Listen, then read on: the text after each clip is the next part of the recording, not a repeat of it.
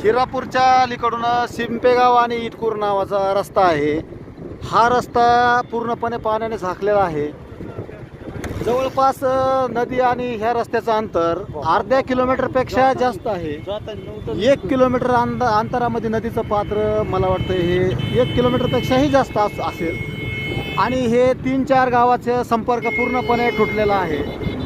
आपण बघू शकता हे विद्युत रोहित्र बघा, हे डिप्पी हे पूर्ण पाण्याखाली आलेले आहे. आणि ही नदी नसून हे जवळपास अर्ध्या किलोमीटरपेक्षा जास्त अंतरावरची परिस्थिती आहे. इटकूर सिंपेगाव रस्ता पूर्णपणे पाण्याखाली गेलेला आहे. हा इथं रस्त्याचा रस्ता आहे बघा, इथून इटकूरकडे जाणारा.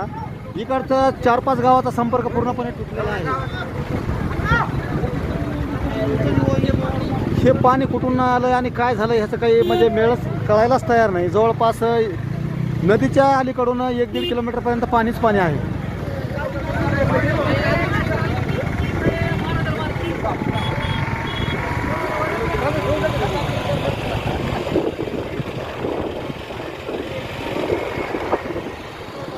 नदीच्या अलीकडून जवळपास 2 किलोमीटर अंतरापर्यंत मला वाटतं सहजमध्ये पाणी असू शकते.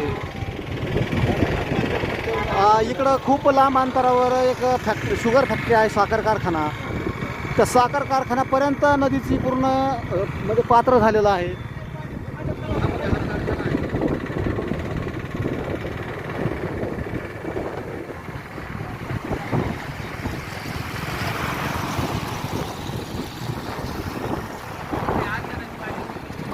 हे धाबे वगैरे आहेत रोडच्या खूप जवळ आहेत. धाबे पण नदीच्या खूपच लांब आहेत, तरी पण बघा